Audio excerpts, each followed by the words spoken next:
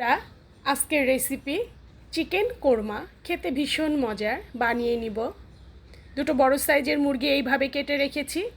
পরিমাণ মতো লবণ দিয়ে দিব, 1 চা চামচ গরম মশলার গুঁড়ো, সামান্য একটু গোলমরিচের গুঁড়ো, 1 কাপ দুধ দিয়ে ভালো করে মাখিয়ে কিছু সময়ের জন্য ঢাকনা দিয়ে ঢেকে একটা সাইডে রেখে দিব। এবার একটা প্যানে বেশ খানিকটা তেল দিয়ে দিব, 1 কাপ উঁচু করে পেঁয়াজ দিয়ে দিয়েছি। এটাকে আমি বেরেস্তা করে নিব। খুব বেশি গোল্ডেন করব না, এই পর্যায়ে আসলে তুলে নিব। আমি 1 টেবিল চামচ করে কাজু, পেস্তা, কাঠবাদাম, 2 টেবিল চামচ টক দই দিয়েছি। বাদামটা আপনারা আস্ত নিতে পারেন, আমার কাছে পেশা ছিল তাই আমি দিয়ে দিয়েছি। 1 টেবিল চামচ আদা রসুন বাটা, 1 চা চামচ জিরা বাটা। এগুলোকে ভালো করে মিশিয়ে ব্লেন্ডারে একসাথে পেস্ট করে নিব। খুব সময় লাগবে না, জাস্ট পেঁয়াজটা মিহি হলেই নামিয়ে নিব। বাদামটা তো পেশাই ছিল আগে থেকে। এই রকম হয়ে গেছে, একটা সাইডে রেখে দিব। পেঁয়াজ বেরেস্তাটা তুলে নিয়েছি সেই তেলেই। এবার দুধে মুরগিটা ভিজিয়ে রেখেছিলাম সেখান থেকে তুলে তেলের মধ্যে দিয়ে দিব। নেড়ে চেড়ে একটু ভেজে নিব, এতে করে মুরগির গন্ধটা কমে যাবে। একটু বাটার অয়েল দিয়ে দিব, 1-2 টেবিল চামচের মতো ঘি থাকলে ঘিও দেওয়া যেতে পারে। এই রকম ভাজা হলে তুলে নামিয়ে নিব।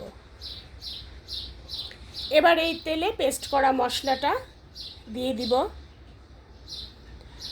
এর মধ্যে পরিমাণ মতো আবার একটু লবণ দিয়ে দিব। ভালো করে ভেজে 1 টেবিল চামচ ধনিয়ার গুঁড়া দিয়ে দিব। সামান্য একটু দুধ দিয়ে দিব। মশলাটা ভালো করে ভুনে ঢাকনা দিয়ে ঢেকে দিব। ঢাকনা তুলে যখন এইরকম তেলের উপরে চলে আসবে তখন মুরগিগুলো এর মধ্যে দিয়ে দিব। একটু সময় নিয়ে কষিয়ে নিব। কষানো হয়ে গেলে আবারও কিছু সময়ের জন্য এটাকে একটু ঢেকে রাখব, মশলাটা যাতে মুরগির ভিতরে ভালোভাবে ঢুকে। আর কিছু কিশমিশ দিয়ে দিব। দুধ দিয়ে ভালো করে নেড়ে চেড়ে ঢেকে দিব।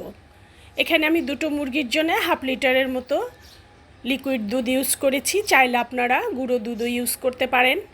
1 টেবিল চামচ চিনি, সামান্য একটু কেওড়া দিয়ে এইভাবে নাড়িয়ে চুলোয় বসিয়ে রাখবো। কিছু কাঁচামরিচ দিয়ে দিব, নেড়ে চেড়ে একটু মিশিয়ে নিব। সাইড থেকে এইভাবে একটু ছাড়িয়ে দিব। পেঁয়াজ বেরেস্তা দিয়ে দমে দিয়ে দিব। হয়ে গেল আমার মজার চিকেন কোরমা। বন্ধুরা একবার হলেও ট্রাই করবেন। রেসিপিটি যদি ভালো লাগে আমার পেজটা ফলো দিয়ে পাশে থাকবেন। সবাই ভালো থাকেন। আল্লাহ হাফেজ।